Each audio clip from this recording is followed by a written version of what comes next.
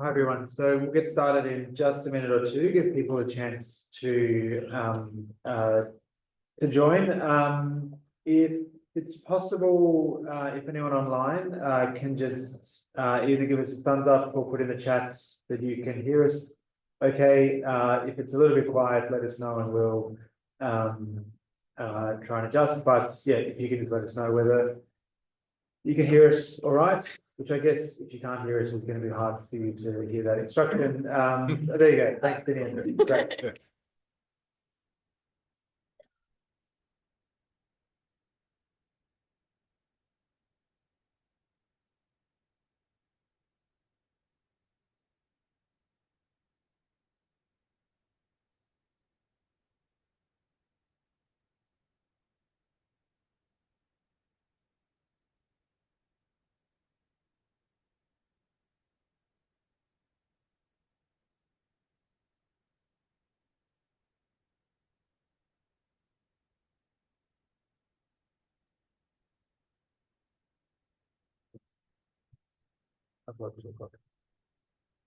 Okay, wonderful. Look, thanks everyone for coming along either in person or online.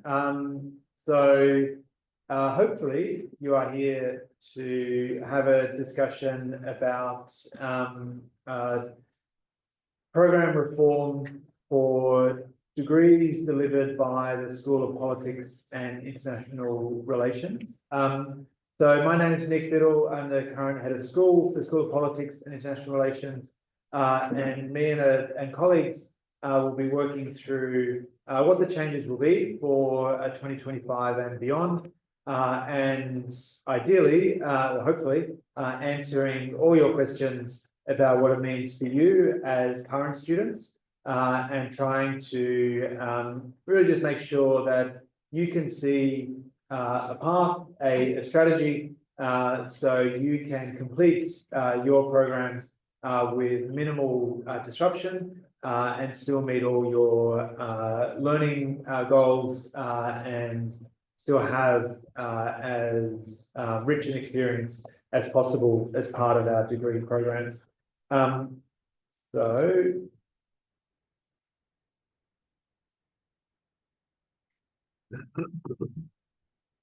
So before getting into the specifics, I wanted to start by acknowledging that we are meeting on the land of First Australians, the Ngunnawal and the Ngambri people, and pay respects to elders past, present and emerging, and to recognise that we are meeting on unceded Aboriginal land, and also extend that acknowledgement to any Aboriginal and Torres Strait Islander people who are either here or joining us online, and those who are joining us online might be joining us from other First Nations across Australia.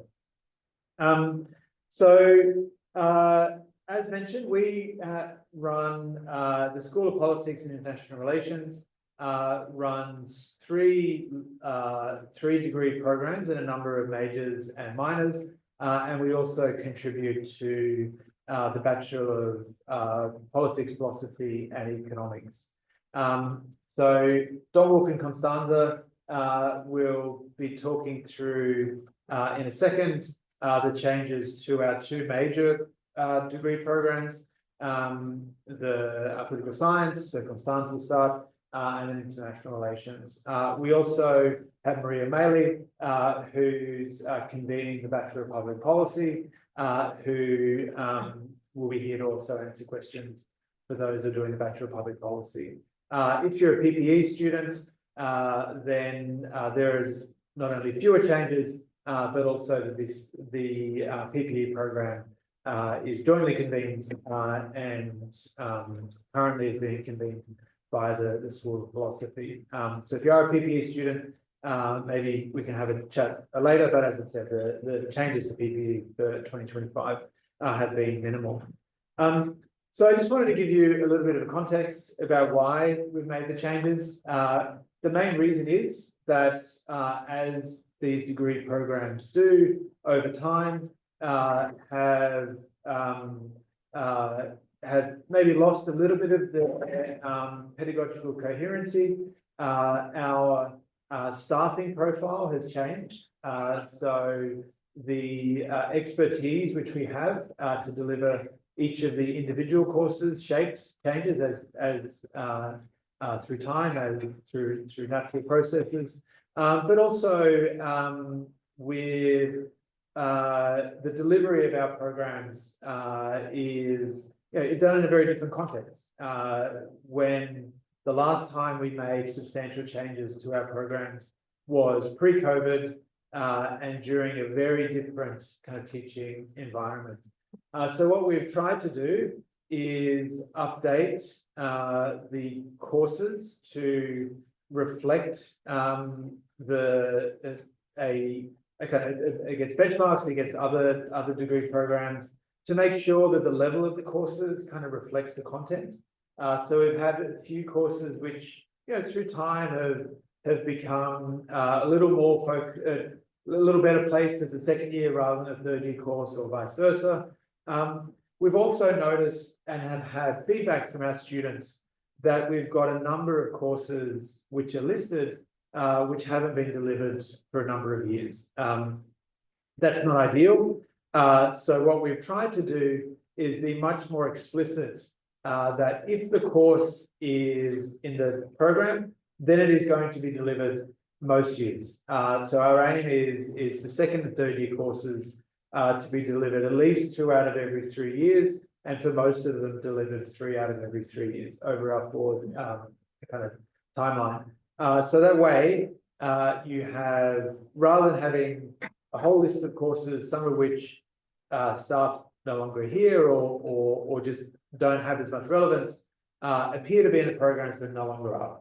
So what we're trying to do is structure it that if it's listed, it'll be delivered, and you can see a rational structure, and also that you that the levels of the courses kind of reflect the content. So ultimately what we want is degree programs which keep us as the #1 politics and international relations programs in the country, and to give you the experience accordingly. So I'm going to hand over to Constanza now, who will go through some of the program changes, where you can reach out to us to get more information, and then Don will also talk about similar information about the international relations program. Thank you, Nick. Thank you, everyone. Hi, everyone online. I'm Constanza. Hi, everyone here. Some of my students, former students, and future students are here. So we have summarized for you some examples of how the new program looks compared to the old program for you to understand what the logic is behind. Keep in mind that the changes are non-major. They might appear as like relabeling, some levels have moved up and down, but it won't have a lot of implications for what you have done so far. And let me illustrate some of these examples. So the new students that are starting in 2025 are gonna start with the new program. The students that have started at university prior to 2025 will have 2 options. They can either stay with the program that you enroll in, or you can move to the new program as well. In any case, the courses you have already completed will be still recognized. Detailed information about the changes are available online.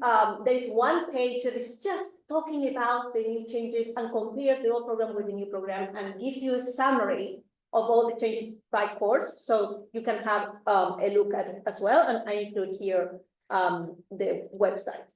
So let's talk about the changes and some of the examples. So we have some minor changes to the program requirements that will most likely not affect you, but minor changes, for example, in political sciences, 109 has been relabeled, so it has a new title. A bit of content is going to be different, but if you have completed that course already, it will be recognized, right? So that's one example of a change. For international relations, we have a course that won't be delivered any longer, but if you need to take that course, we have a replacement proposed for you. And all of that is summarized, as I mentioned, in the website. So minor changes like that. Another type of change you might observe is that some courses change level or minimally the name or code.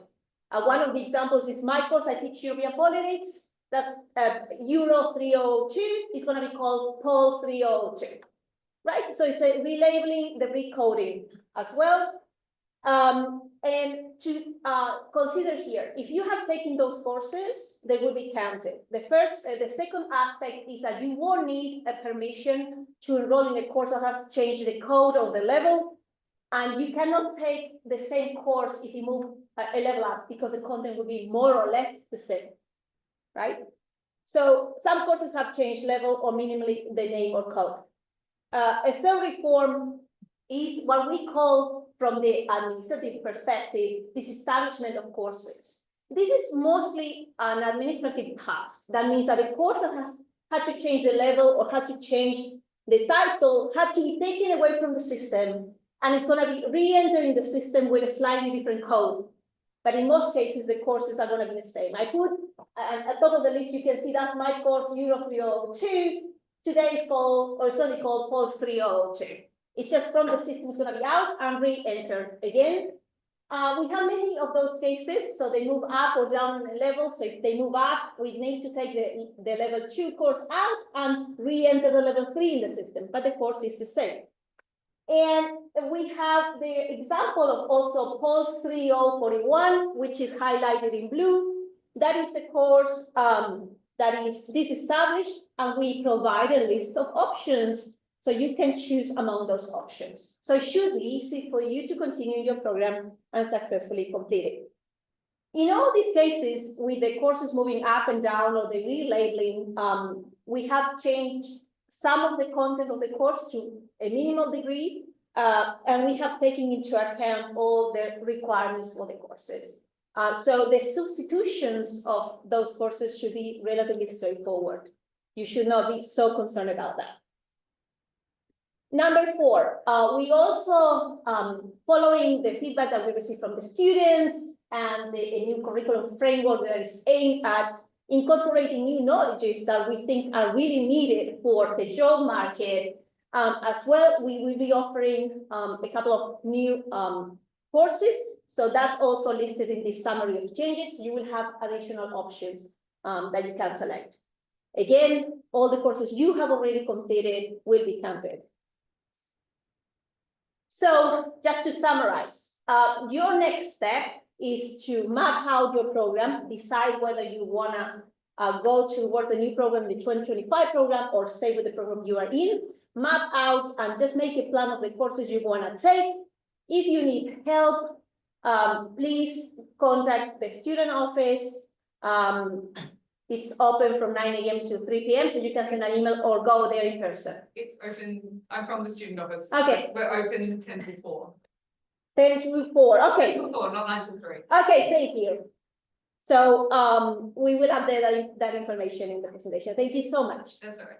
And if you still find challenges with your program, or a particular substitution is not working out well, you can contact me for political science. You can contact my colleague for IR. And if you have feedback regarding the overall process and things that could be changed or need attention from our side, please contact our colleague, the undergraduate teaching coordinator, Svetlana Chernik. Thank you so much. I give the floor to my colleague. Thank you, Constanza. So I would like to give you some several pieces of advice. So first, please do not panic if you are an existing expert. The Sphere has already made enough arrangement for you to complete your programs and graduate on time, so you don't have to panic. And then the second advice is that please go to the CAPS webpage on recent changes to CAPS programs. And then please download these transition planners for your program as soon as possible so that you can plan your degree fulfillment and graduation early in your career. And then also, when it comes to human rights major and minor, this is the last year human rights major and minor are available. So I encourage you to declare. So if you're interested in including human rights as part of your degree, then please consider to declare human rights major or minor this year, because they will not be available from next year. And also, in case you study abroad and need some kind of exchange credit applications, the existing procedures for course substitutions and exchange credit applications are still available. Okay? So, thank you.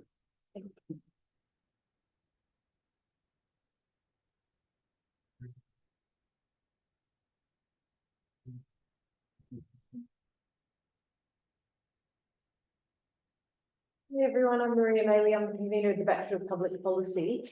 It has changed its shape a little. It's got some new themes for the courses in the structure. But again, these have been carefully mapped out, and I don't think you should have any difficulty following those. Of course, you should follow the degree that you're currently in. And if you want to change, you can, but the degrees that are currently structured for Bachelor of Public Policy can be fulfilled. So, okay, Q&A.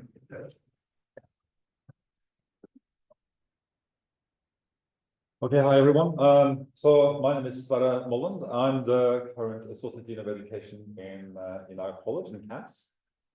So I think that's sort of been the main overview. I think you're open for a Q&A, is that right? Yes, so any questions or comments? And if you're online, either you can type your question in the chat window, or you can raise your virtual hand. I may actually I stopped the sharing actually, so I can't see them.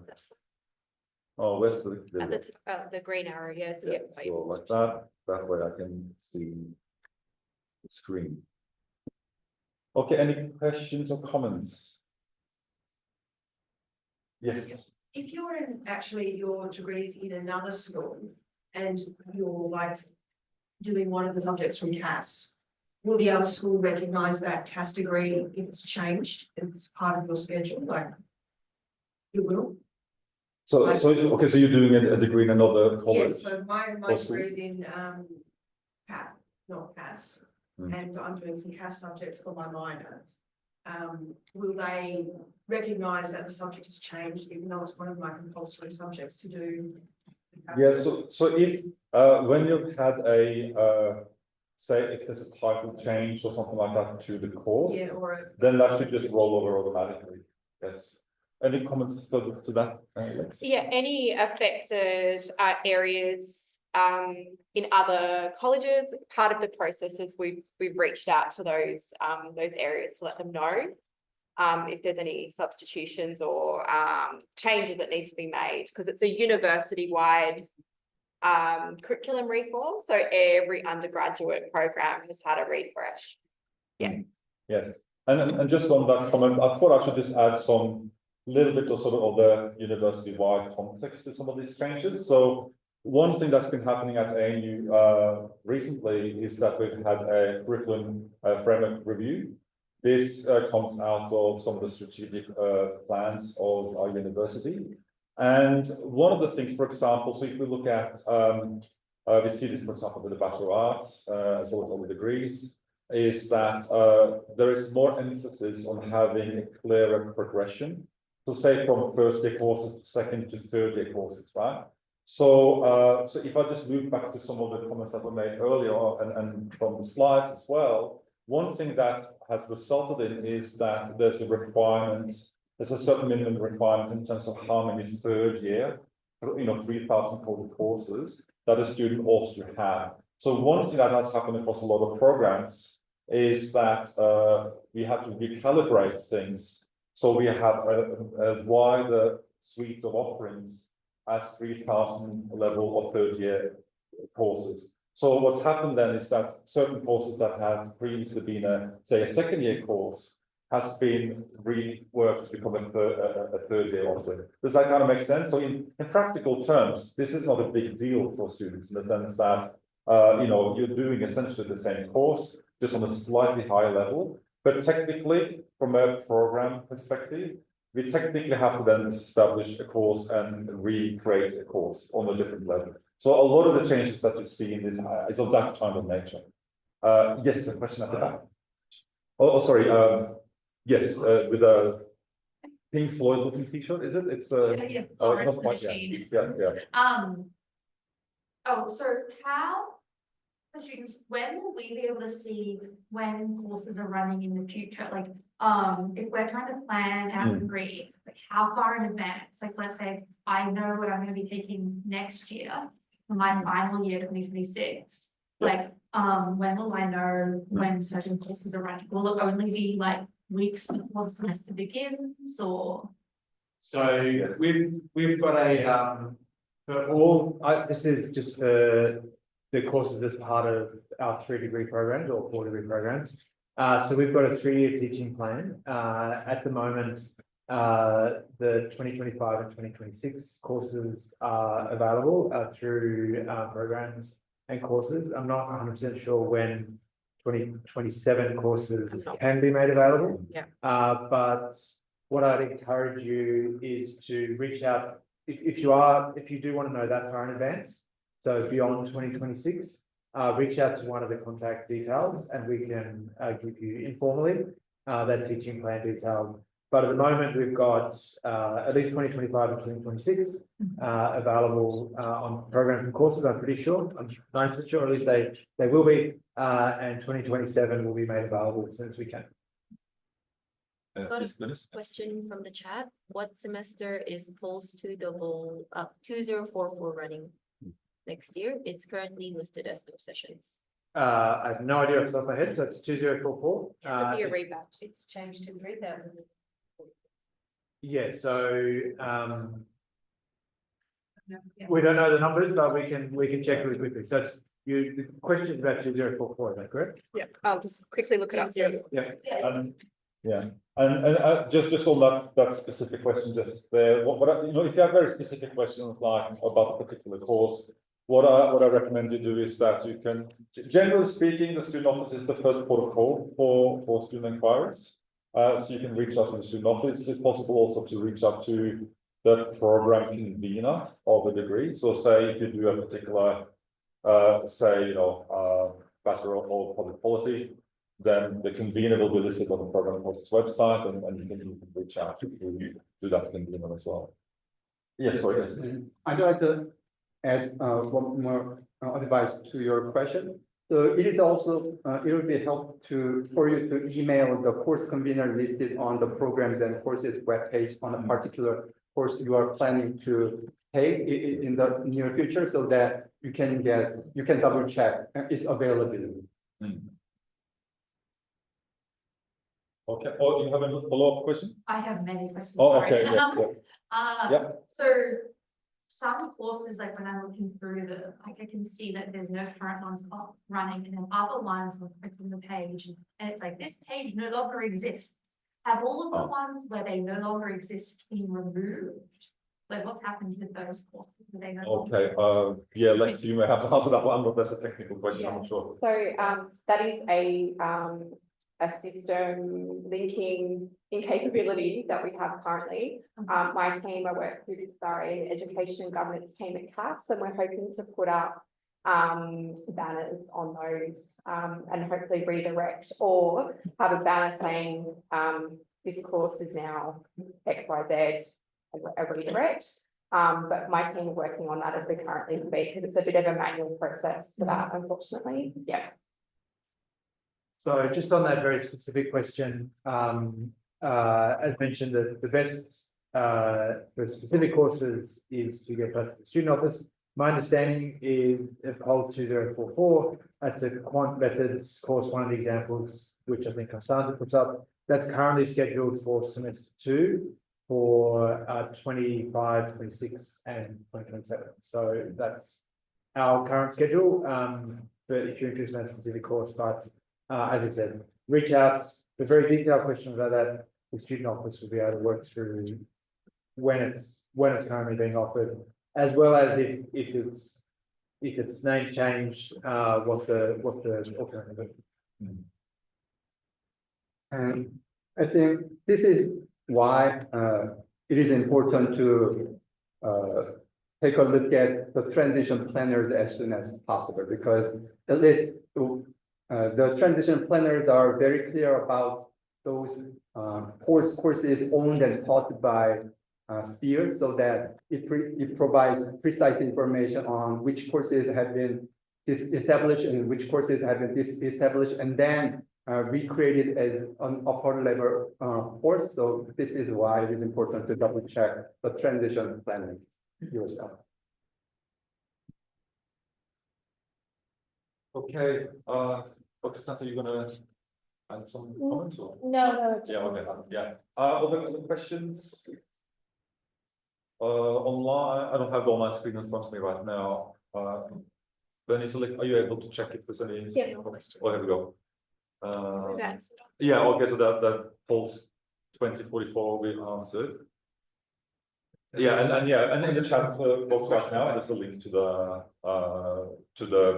the web page. Yes. Yeah, so I've seen that certain courses have been added to certain that you have to complete for Pulsar. So if courses have been added, I'm thinking that's for the new transitional plan. If there's new courses that have been added there and I want to complete it, and I'm still doing the old plan, is that possible? So it's like if I need to do like a methodology list course, for example, and a course is being added to that list for the future, Sure. I do that. Yeah, so if you want, so you haven't completed all your credits in one given basket and you want to add one of the new courses. Yes. Yes, you can do Okay, that. sorry. Yeah. Yes. So what if I'm in like, I get to my final year and I'm filling out the lists. And so I've got 4 courses I need to complete for the final year. But I can find no, let's say, like in one of the lists, I can't find any courses running that year. Is that where I would then try to find like a substitute? Like where do I go from there if I couldn't find something in that list? Yeah, so the question here in the room was, what happens when a student wants to graduate and has 1 semester left? There's no course available that is being delivered that semester. So what we usually do for a student that is about to graduate is that we might try to find substitutions. But in order to prevent that scenario, you might want to plan your courses in advance, so you don't find yourself with fewer options.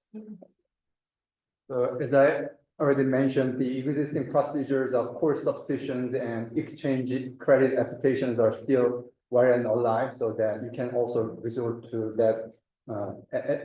You can rely on those as the last resort. Okay, I think. Oh, okay, so there's another question online. Oh, I don't have my glasses, just one moment. So if I'm staying in the 2021 program when I started, but a course I completed as an elective is now in one of the lists for the new program, can that still count if I don't move to the new program? Yes, everything you have completed will count. And yes, it will count based on the program that you have declared. So if you declare a pre-2025 program and you completed a course, that will be counted. Thank you for your questions. Okay, yes, another question, yes? Yeah, so this is about ANIP and like how ANIP is integrated into the political science degree. So before the change, you can take 6 or 12 units for ANIP, but now you can only take, it says a maximum of 6. And when I completed my internship application, I put down 12 units. So I'm wondering if like I'll be able to instead take 6 next year, or if like I'll get. Okay, yeah. I'm not entirely sure about the, I don't know, Lex, do you know on it? So if you, that was the question about ANIP and whether you can complete 6 or 12 units. So you'll be able to complete the 12 units under the program of the year that you started. So your rules for whatever year that you started, if it was 12 units, you can still go ahead and complete it as 12. I just encourage you to use the transition documents as a supplementary material, but please go back to programs and courses and refer to the year of the program that you commenced in your academic year that you started here at ANU. So if that was 2021 or 2022, go to that page and then you can utilize the other materials as supplementary to help navigate those rules. But yes, you should still be able to choose 12 units. Can I just quickly ask, are everyone sort of familiar with how you actually check in the programming courses website, do you know how to get to the version of the program as per the year you enroll? So say, yeah, I see nods, okay? So anyway, if you don't, the year is listed sort of at the top banner, and you just click on it, and that will give you a drop-down window, and you can then click 2022 or whatever the year was, right? And you enrolled, and that's how you will be able to look at it's kind of like a time machine, right? You go back to the correct year. Yeah. So that's kind of the rule of thumb. That's your point of departure for what you meant to be the following. But then look at the supplementary website that we have now put up in terms of the substitutions and the advice about different course options, and combined that should be enough for you to navigate. But don't hesitate to reach out to the student office if you have any specific questions beyond that. Okay, yes. Just about the Bachelor of Public Policy. Seems that the applied policy project doesn't seem to be on the new course structure. And I can't find any references to it still being offered. Is that just an issue with what information is available? Because when you look at the 2025 offering, there's no offering for that course. But it's still mandatory for the old structure. So if I want to graduate with a current degree, I'd still need to do that. So Yes, that's probably the biggest change in the Bachelor of Public Policy, is that course was established. So people in your situation, that's a compulsory course that no longer exists. yeah. When Stanza put up her graph, she highlighted something in blue, and that actually was what we have decided for the applied policy project, which is that you can choose from a number of other courses to fulfill that requirement. Yeah, can you see Okay, yeah. that example there? Okay. So POLS 3041 is applied with the policy project. Right. That's the one that has been disestablished. So what we have said is one of those other, I think we've nominated about 5 other courses. As long as you take one of those, you can count it for that compulsory course. That's probably the major change in the Bachelor of Public Policy. Yeah, what we tried to identify is courses which do have that very applied focus to them. So we recognize that some of these courses already existed within other lists from the public policy degree. So obviously you can't count them twice. But there's other ones which, so especially the INDG and the demo ones, which weren't on the original list, that they are, and we've made sure that they have a very kind of practical public policy focus. But given that this, as Marie said, this is the biggest change, come and chat to us if this is particularly impacting you, because we want to make sure that we can be flexible, and if there's other courses which get closer to your needs for that one, that's one which we have to be. Sure, and please ask for advice. If you see that list and think, well, where do I start? I'm happy to give you some advice about what would be. Okay, so finishing the session. I think, Yeah. any other final questions? I see no hands. Yes, I think we can conclude the session. Yeah. Yes. So this is not a wedding, this is not speak now or forever hold your peace. So do get in touch if you have any questions. We all honestly want to make sure that this kind of transition works for you. There's a lot of flexibility built into it. Reach out to us, we'll make it work. Yeah. Okay, thank you so much everyone for coming, and all the very best with your courses and studies. Thank you.